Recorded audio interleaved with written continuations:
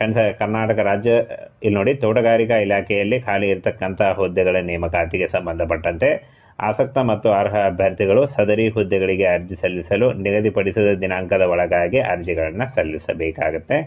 ಹಾಗೆ ಈ ಒಂದು ಹುದ್ದೆಗಳಿಗೆ ಸಂಬಂಧಪಟ್ಟಂತೆ ವಿದ್ಯಾರ್ಹತೆ, ವೇತನ ಶ್ರೇಣಿ, ವಯೋಮಿತಿ, ಅರ್ಜಿ ಶುಲ್ಕ, ಹಾಗೆ ಹೇಗೆ ಅಪ್ಲೈ ಮಾಡಬೇಕು, ಎಲ್ಲ ಹುದ್ದೆಗಳ ಸಂಪೂರ್ಣ ವಿವರವನ್ನು ವಿಡಿಯೋದಲ್ಲಿ ನೀಡಲಾಗಿದೆ. ವಿಡಿಯೋನ ಕೊನೆವರೆಗೆ ನೋಡಿ. ಫ್ರೆಂಡ್ಸ್, ಇಲಾಖೆ ಹೆಸರು ಕರ್ನಾಟಕ ರಾಜ್ಯ ತೋಟಗಾರಿಕಾ ಇಲಾಖೆ. ಹಾಗೆ ಹುದ್ದೆಗಳ ಹೆಸರು ವಿವಿಧ ಹುದ್ದೆಗಳಿದ್ದಾವೆ. ಒಟ್ಟು ಹುದ್ದೆಗಳು ಇಲಾಖೆಯಲ್ಲಿ 4319 ಹುದ್ದೆಗಳಿಗೆ ನೇಮಕಾತಿ ಇರುತ್ತೆ. ಅರ್ಜಿ ಸಲ್ಲಿಸುವವರಿಗೆ ಆನ್ಲೈನ್ನಲ್ಲಿ ಆಫಿಷಿಯಲ್ ವೆಬ್ಸೈಟಿಗೆ ಹೋಗಿ ನೀವು ಅರ್ಜಿಗಳನ್ನು ಸಲ್ಲಿಸಬೇಕಾಗುತ್ತೆ. ಹಾಗೇನ ಫ್ರೆಂಡ್ಸ್, ಹುದ್ದೆಗಳ ವಿವರವನ್ನು ನೋಡೋದಾದರೆ ಹಿರಿಯ ಸಹಾಯಕ ತೋಟಗಾರಿಕಾ ನಿರ್ದೇಶಕರು 256 ಹುದ್ದೆಗಳಿದೆ ನೋಡಿ. ಇನ್ನು ಮಾಸಿಕ ವೇತನ 52,000ದಿಂದ 97,000ವರೆಗೆ ಪರ್ ಮಂತ್ ಸ್ಯಾಲ್ರಿ ಆಗಿರುತ್ತೆ. ಶೈಕ್ಷಣಿಕ ವಿದ್ಯಾರ್ಹತೆಯನ್ನು ನೋಡೋದಾದರೆ ತೋಟಗಾರಿಕಾ ವಿಷಯದಲ್ಲಿ BSc ಅಥವಾ ಪದವಿ ಪಡೆದಿದ್ದರೆ ನೀವು ಅರ್ಜಿಗಳನ್ನು ಸಲ್ಲಿಸಬಹುದು, ಅಥವಾ ಸ್ನಾತಕೋತ್ತರ ಪದವಿಯನ್ನು ಹೊಂದಿದ್ದರೂ ಕೂಡ ನೀವು ಅರ್ಜಿಗಳನ್ನು ಸಲ್ಲಿಸಬಹುದಾಗಿರುತ್ತೆ. ಇನ್ನು ಸಹಾಯಕ ತೋಟಗಾರಿಕಾ ನಿರ್ದೇಶಕರು 475 ಹುದ್ದೆಗಳಿದ್ದಾವೆ. ಹಾಗೆ ಮಾಸಿಕ ವೇತನ 43,000ದಿಂದ 83,000 ಇರುತ್ತೆ. ಶೈಕ್ಷಣಿಕ ಪದವಿ BSc ಪದವಿ ಅಥವಾ ಸ್ನಾತಕೋತ್ತರ ಪದವಿ ಕೇಳಿದ್ದಾರೆ ನೋಡಿ. ಹಾಗೇನ ಸಹಾಯಕ ತೋಟಗಾರಿಕಾ ಅಧಿಕಾರಿ 1,136 ಹುದ್ದೆಗಳಿದ್ದಾವೆ. 40,000ದಿಂದ 78,000 ಪರ್ ಮಂತ್ ಸ್ಯಾಲ್ರಿ ಆಗಿರುತ್ತೆ. ವಿದ್ಯಾರ್ಹತೆಯನ್ನು ನೋಡೋದಾದರೆ BSc ಅಥವಾ ಒಂದು ಡಿಗ್ರಿ ಹೊಂದಿದ್ದರೆ ನೀವು ಅರ್ಜಿಗಳನ್ನು ಸಲ್ಲಿಸಬಹುದು. ಇನ್ನು ತೋಟಗಾರಿಕಾ ಸಹಾಯಕ 926 ಹುದ್ದೆಗಳಿದ್ದಾವೆ. ಮಾಸಿಕ ವೇತನ 23,000ದಿಂದ 47,000 ಇರುತ್ತೆ. BSc ಅಥವಾ ಪದವಿ ಹೊಂದಿದ್ದರೆ ನೀವು ಅರ್ಜಿಗಳನ್ನು ಸಲ್ಲಿಸಬಹುದು. ಹಾಗೇನ ಪ್ರಥಮ ದರ್ಜೆ ಸಹಾಯಕರು ನೋಡಿ 311 ಹುದ್ದೆಗಳಿದ್ದಾವೆ. ಮಾಸಿಕ ವೇತನವನ್ನು ನೋಡೋದಾದರೆ 27,000ದಿಂದ 52,000 ಪರ್ ಮಂತ್ ಸ್ಯಾಲ್ರಿ ಆಗಿರುತ್ತೆ. ಇನ್ನು ಶೈಕ್ಷಣಿಕ ವಿದ್ಯಾರ್ಹತೆಯನ್ನು ನೋಡೋದಾದರೆ ಯಾವುದೇ ಡಿಗ್ರಿ ನೋಡಿ, ಕ್ಲಿಯರ್ ಮೆನ್ಷನ್ ಮಾಡಿದ್ದಾರೆ, ಎನಿ ಡಿಗ್ರಿ ಹೊಂದಿದಂಥ ಅಭ್ಯರ್ಥಿಗಳು ಅರ್ಜಿಗಳನ್ನು ಸಲ್ಲಿಸಬಹುದು. ಹಾಗೆ ಶೀಘ್ರ ಲಿಪಿಗಾರರು 11 ಹುದ್ದೆಗಳಿದ್ದಾವೆ. 27,000ದಿಂದ 52,000 ಪರ್ ಮಂತ್ ಸ್ಯಾಲ್ರಿ ಆಗಿರುತ್ತೆ.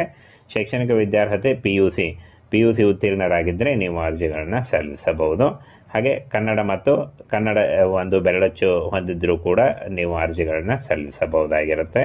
ಹಾಗೆ ದ್ವಿತೀಯ ದರ್ಜೆ ಸಹಾಯಕರು ನೋಡೋದಾದರೆ ಇಲ್ಲಿ ನೋಡಿ 271 ಹುದ್ದೆಗಳಿದ್ದಾವೆ. ಹಾಗೆ ಮಾಸಿಕ ವೇತನ 21,000ದಿಂದ 42,000 ಇರುತ್ತೆ. ಶೈಕ್ಷಣಿಕ ವಿದ್ಯಾರ್ಹತೆ ದ್ವಿತೀಯ PUC ಹೊಂದಿದ್ದರೂ ಕೂಡ ನೀವು ಅರ್ಜಿಗಳನ್ನು ಸಲ್ಲಿಸಬಹುದು. ಇನ್ನು ಫ್ರೆಂಡ್ಸ್, ದತ್ತಾಂಶ ನಮೂದಕಾರರು ಅಂತ ಕೊಟ್ಟಿದ್ದಾರೆ ನೋಡಿ. ಇಲ್ಲಿ ನೋಡಿ, ದತ್ತಾಂಶ ನಮೂದ ಸಹಾಯಕರು, ಇದು ಬೆರಳಚ್ಚು ಸಹಾಯಕರು ಅದೇ ಟೈಪ್ನಲ್ಲಿ ಇರುತ್ತೆ. ಹಾಗೆ 58 ಹುದ್ದೆಗಳಿದ್ದಾವೆ. 21,000ದಿಂದ 42,000 PUC ಮಾಡಿದರೆ ನೀವು ಅರ್ಜಿಗಳನ್ನು ಸಲ್ಲಿಸಬಹುದು. ಹಾಗೆ ವಾಹನ ಚಾಲಕರು 87 ಹುದ್ದೆಗಳಿದ್ದಾವೆ. 21,000ದಿಂದ 42,000 SLC ಮಾಡಿದರೆ ಅರ್ಜಿಗಳನ್ನು ಸಲ್ಲಿಸಬಹುದು.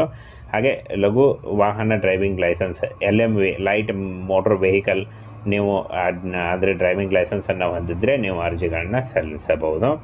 ಹಾಗೆ ಲ್ಯಾಬ್ ಅಸಿಸ್ಟೆಂಟ್ 13 ಹುದ್ದೆಗಳಿದೆ ನೋಡಿ. ಲ್ಯಾಬ್ ಅಸಿಸ್ಟೆಂಟ್ PUC ಜೊತೆಗೆ ಅಂದರೆ ಡಿಪ್ಲೊಮಾ ಅಥವಾ PUC ಮಾಡಿದ್ರು ನೀವು ಲ್ಯಾಬ್ ಅಸಿಸ್ಟೆಂಟ್ ಹುದ್ದೆಗಳಿಗೆ ಅರ್ಜಿಗಳನ್ನು ಸಲ್ಲಿಸಬಹುದು. 18,000ದಿಂದ 32,000 ಪರ್ ಮಂತ್ ಸ್ಯಾಲ್ರಿ ಆಗಿರುತ್ತೆ. ಇನ್ನು ಇಲ್ಲಿ ನೋಡಿ, ಜೇನು ಕೃಷಿ ಒಂದು ಸಹಾಯಕರು ಅಂತ ಕೊಟ್ಟಿದ್ದಾರೆ ನೋಡಿ. 20 ಹುದ್ದೆಗಳಿದೆ ನೋಡಿ. ಟೋಟಲ್ ಆಗಿ 20 ಹುದ್ದೆಗಳಿದ್ದಾವೆ. 18,000ದಿಂದ 32,000 ಪರ್ ಮಂತ್ ಆಗಿರುತ್ತೆ. ಇನ್ನು SLCಯಲ್ಲಿ ತೇರ್ಗಡೆಯನ್ನು ಹೊಂದಿದಂಥ ಅಭ್ಯರ್ಥಿಗಳು ಅರ್ಜಿಗಳನ್ನು ಸಲ್ಲಿಸಬಹುದಾಗಿರುತ್ತೆ. ಹಾಗೆ ಜವಾನ ಹುದ್ದೆಗಳು 98 ಹುದ್ದೆಗಳಿದ್ದಾವೆ. 17,000ದಿಂದ 28,000 ಪರ್ ಮಂತ್ ಸ್ಯಾಲ್ರಿ ಆಗಿರುತ್ತೆ. ಇನ್ನು SLC ಹೊಂದಿದಂಥ ಅಭ್ಯರ್ಥಿಗಳು ಅರ್ಜಿಗಳನ್ನು ಸಲ್ಲಿಸಬಹುದು. ತೋಟಗಾರ ಸಹಾಯಕರು ನೋಡಿ, ತೋಟಗಾರ 1,774 ಹುದ್ದೆಗಳಿದ್ದಾವೆ. 17,000ದಿಂದ 28,000 ಇರುತ್ತೆ. SLC ಮಾಡಿದರೂ ಕೂಡ ನೀವು ಅರ್ಜಿಗಳನ್ನು ಸಲ್ಲಿಸಬಹುದು. ಇಷ್ಟೊಂದು ಹುದ್ದೆಗಳಿದ್ದಾವೆ. ಈ ಒಂದು ಹುದ್ದೆಗಳಿಗೆ ಆಯ್ಕೆ ಮಾಡಿಕೊಂಡು ನೀವು ಅರ್ಜಿಗಳನ್ನು ಸಲ್ಲಿಸಬಹುದಾಗಿರುತ್ತೆ.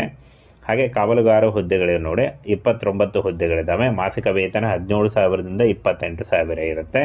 ಇನ್ನು ಶೈಕ್ಷಣಿಕ ವಿದ್ಯಾರ್ಹತೆ SSLC ಆಗಿದ್ದರೆ ನೀವು ಕಾವಲುಗಾರ ಹುದ್ದೆಗಳಿಗೆ ಅರ್ಜಿಗಳನ್ನು ಸಲ್ಲಿಸಬಹುದು. ಇನ್ನು ಆಯ್ಕೆ ವಿಧಾನವನ್ನು ನೋಡೋದಾದರೆ ಹುದ್ದೆಗಳಿಗೆ ನೇರ ನೇಮಕಾತಿ ಹಾಗೂ ಸ್ಪರ್ಧಾತ್ಮಕ ಪರೀಕ್ಷೆ ಮತ್ತು ಮುಂಬಡ್ತಿಯ ಮೂಲಕ ಆಯ್ಕೆಯನ್ನು ಮಾಡಿಕೊಳ್ಳಲಾಗುವುದು ಅಂತ ಹೇಳಿದ್ದಾರೆ. ಸ್ಪರ್ಧಾತ್ಮಕ ಪರೀಕ್ಷೆ ಇರುತ್ತೆ. ಸ್ಪರ್ಧಾತ್ಮಕ ಪರೀಕ್ಷೆಯ ಮೂಲಕ ಆಯ್ಕೆಯನ್ನು ಮಾಡಿಕೊಳ್ಳಲಾಗುತ್ತೆ. ಹಾಗೆ ಈ ಒಂದು ಹುದ್ದೆಗಳಿಗೆ ಅರ್ಜಿ ಸಲ್ಲಿಸುವಂಥ ಅಭ್ಯರ್ಥಿಗಳಿಗೆ ಯಾವುದೇ ರೀತಿ ಅರ್ಜಿ ಶುಲ್ಕ ಇರುವುದಿಲ್ಲ. ಅರ್ಜಿ ಶುಲ್ಕದ ಬಗ್ಗೆ ಎಲ್ಲೂ ಮಾಹಿತಿ ಇಲ್ಲ, ನೋಟಿಫಿಕೇಷನ್ನಲ್ಲೂ ಇಲ್ಲ, ಅಂದರೆ ಒಂದು ಅರ್ಜಿ ಶುಲ್ಕ ಇರೋದಿಲ್ಲ. ಹಾಗೇನ ಆಯ್ಕೆ ಆಗುವಂಥ ಅಂದರೆ ಒಂದು ಅರ್ಜಿ ಸಲ್ಲಿಸುವಂಥ ಅಭ್ಯರ್ಥಿಗಳಿಗೆ 18ರಿಂದ 30 ವರ್ಷದ ಒಳಗಿನವರು ಅರ್ಜಿಗಳನ್ನು ಸಲ್ಲಿಸಬಹುದು.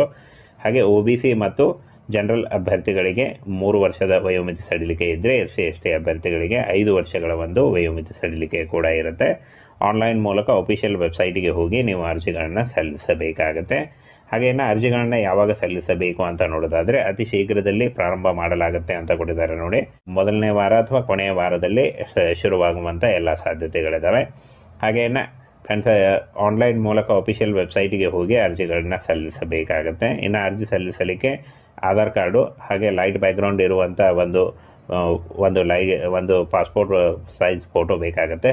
ಆದಾಯ ಮತ್ತು ಜಾತಿ ಪ್ರಮಾಣ ಪತ್ರ ಬೇಕಾಗುತ್ತೆ. ಇಷ್ಟನ್ನು ತೆಗೆದುಕೊಂಡು ಮತ್ತೆ ನಿಮ್ಮ ಸ್ಕೂಲ್ ಸರ್ಟಿಫಿಕೇಟ್ಸು SLC ಅಥವಾ 8ನೇ ತರಗತಿಯ ಸ್ಕೂಲ್ ಸರ್ಟಿಫಿಕೇಟ್ ಬೇಕಾಗುತ್ತೆ. ಇಷ್ಟನ್ನು ತೆಗೆದುಕೊಂಡು ನೀವು ನೇರವಾಗಿ ಅರ್ಜಿಗಳನ್ನ ಸಲ್ಲಿಸಬಹುದಾಗಿರುತ್ತೆ.